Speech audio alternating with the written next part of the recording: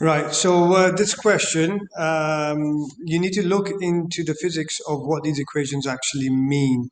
Okay. So the first equation that you've just put up, what does it mean? When do we use this equation? It's what was the condition? You've got an object. Let's say it's falling downwards with a speed v. The downward driving force is the weight, and then you've got the drag force that's opposing that, plus the upthrust. And when you have terminal velocity, so when moving at a constant speed, you know that the weight is equal to the drag plus the upthrust. So this formula here is expanded, and then that's where you end up with this formula.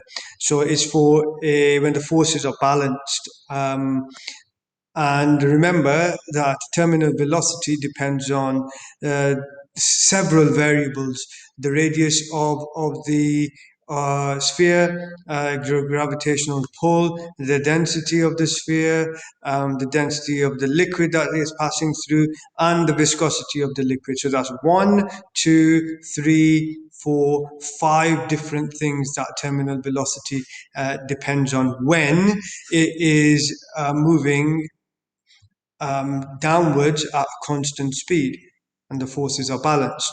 So when we look at that, we can say that the terminal velocity is proportional to the radius of the ball squared.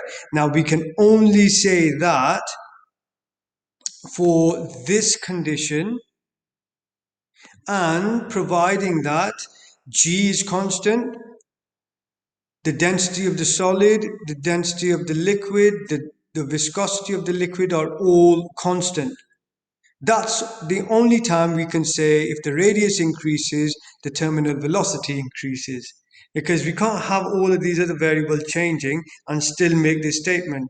Okay, so whenever we talk about proportionality between two variables, all the other variables have to remain constant. Okay, now that is why terminal velocity is proportional to r squared, providing that the gravitational field strength, densities, and the viscosities are all constant for that for the surrounding material. Okay, this equation is not a situation for when the object is at terminal velocity. Okay, this equation here is the drag equation. So this here, what is it? It's the expansion of the drag equation. Okay, so when we're looking at the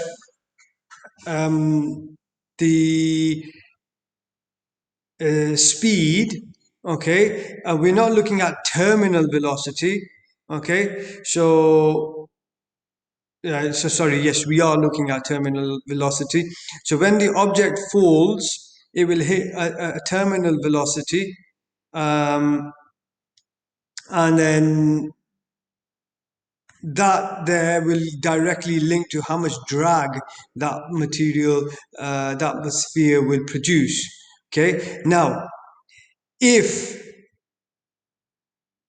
this situation, we also look at that V is proportional to 1 over R.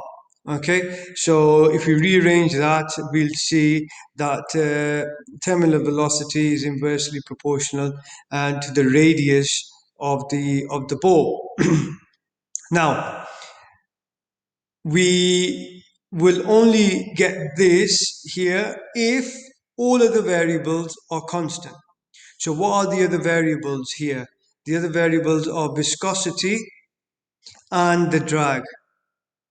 Okay, so if the viscosity and the drag are constant, then the terminal velocity is inversely proportional to the radius.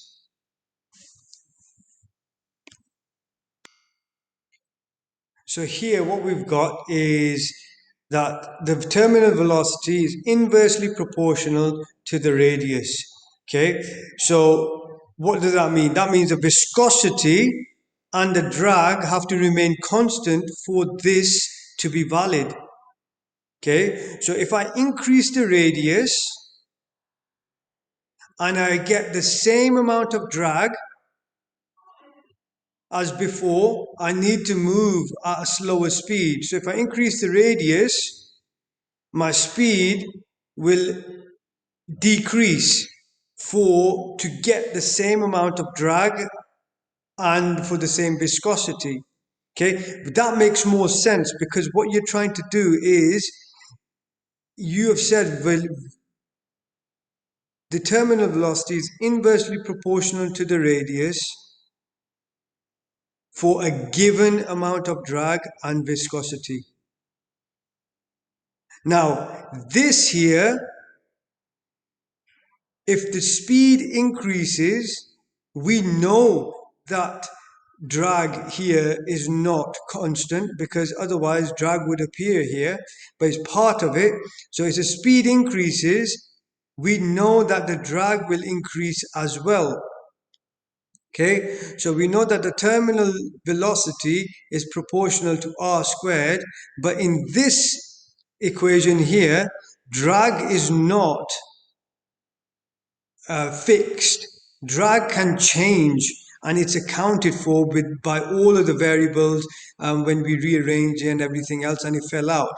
So there's a good question, but what we're trying to say is what are the fixed variables? When velocity is proportional to r squared, all the other variables are fixed and they stay constant. And given that they stay constant, this is true. And given that drag and viscosity is constant, this is true. And that's the difference. Your given and what is constant is different for both formula. You're looking at two different scenarios. Hope that helps.